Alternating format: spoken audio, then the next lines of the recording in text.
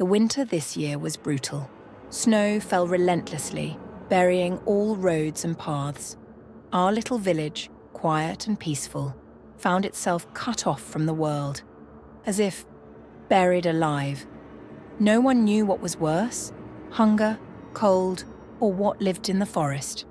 Old Eric, the hermit who lived on the edge of the village, always said that the forest awakens in winter. Not in a good way, of course. He said that the spirits of frost become stronger, and with them, something else. Back then, we didn't pay attention to his words. We thought the old man had completely lost his mind. The first to disappear was Lucas, the blacksmith's son. He went into the forest for firewood and didn't return. The whole village searched, called, shouted. They only found his hat, lying in the middle of a snowy clearing, covered in blood. Then others began to disappear. At first, rarely, then more and more often. People were afraid to leave their homes, locking their doors with all the bolts. Fear gripped the village in an icy shell, no worse than the frost outside. They said it was something big, covered in white fur with huge claws and eyes burning with red fire. Someone swore they saw its shadow flashing between the trees. Others heard a terrible howl echoing through the forest. One night I woke up to a strange scraping sound outside the window. At first I thought it was the wind, but the sound grew louder and closer. I looked out the window and froze in horror. It was standing right outside my house, huge, white, with burning eyes. It was looking right at me. I grabbed a gun, loaded it with trembling hands, and fired. The monster roared and retreated into the forest. I thought I was saved, but then I saw that it wasn't blood that remained on the snow, but ice. And then I understood. It wasn't a beast. It was the frost itself, taking on flesh. And still, every winter, I hear its howl in the forest, and I know that it will return. Frost never forgives those who dare to oppose it.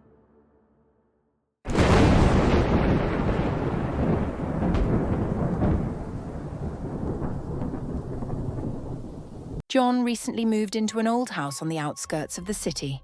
The house had been vacant for a long time, and the locals told strange stories about it.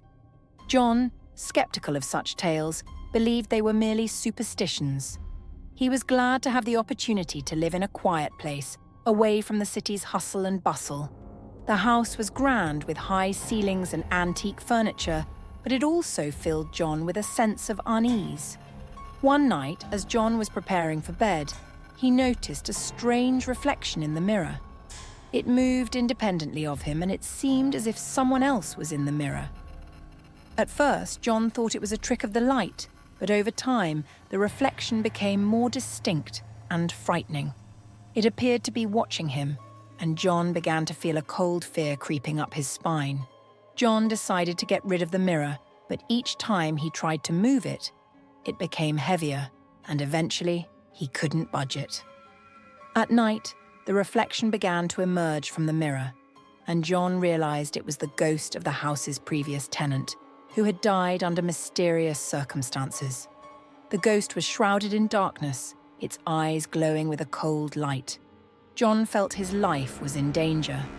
The ghost began to haunt John, and he understood that the only way to get rid of it was to solve the mystery of its death. John started searching for information about the previous tenant and discovered that he had been murdered in the house. The ghost wanted John to find the killer and bring justice. John found old newspapers and diaries that told of the previous tenant's tragic fate. He learned that the man had been a renowned artist whose works were filled with darkness and despair. In the end, John finds evidence pointing to the killer, and the ghost finally finds peace.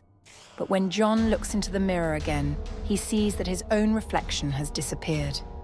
He realizes that he has now become a prisoner of the house, his soul forever trapped in the mirror.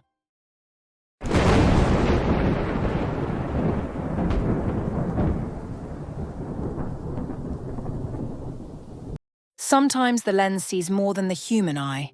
especially when that lens is cursed. Leo adored old cameras. Rusty, cracked, and full of secrets, they felt alive to him. But this find at a flea market under a crumbling bridge changed everything. The Zenit E camera lay inside an ammo crate. Its body was scarred with scratches, as if someone had tried to erase the Cyrillic engraving. Light is your ally, shadow is your judge. The seller, a blind old man, grabbed Leo's wrist. His milky eyes seemed to pierce through time. "Don't photograph those you love," Leo laughed. He didn't believe in ghost stories. The film revealed something wrong. In every shot, a blurred silhouette lingered in the corner, a woman in a 1950s-style dress like a stain on the lens. "Just a defect," Leo muttered. But then, 3 days later, his friend Max, photographed fishing by the river, drowned in knee-deep water. In the developed photo, the woman's silhouette now stood behind him, her hand gripping his shoulder. Leo's girlfriend, Alice, mocked his paranoia.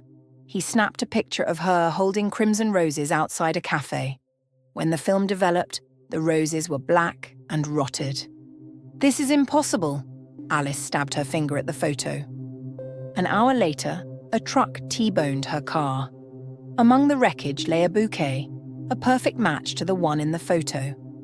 In the library archives, Leo found a yellowed newspaper from October 12, 1957. An article detailed a Soviet journalist, Vladimir Kovalev, who vanished after publishing prophetic photos of victims before their deaths. His diary's final entry read, "She demands payment for every frame. At first I chose criminals, the sick. Now she takes everyone. I can't stop her." Leo doused the camera in gasoline and struck a match. The flames roared, but instead of crackling plastic, he heard laughter. Through the smoke, a woman in a vintage dress emerged, her face inverted, pitch-black eyes, bone-white skin. "You're my new lens," she hissed, caressing his cheek. He leapt from the window as the gas line exploded. Burns covered 80% of his body, but doctors were baffled. His heart's failing, as if something's squeezing it. A nurse snapped his ID photo. On the camera's screen, Leo, pale and still with the woman behind him. Her lips pressed to his temple, draining his life. 60 seconds later, the heart monitor flatlined. In the morgue, the Zenit E sat among Leo's belongings. The attendant heard a click. On the table appeared a new photo, the nurse filing paperwork. In the corner, a faint silhouette. The shutter clicked again.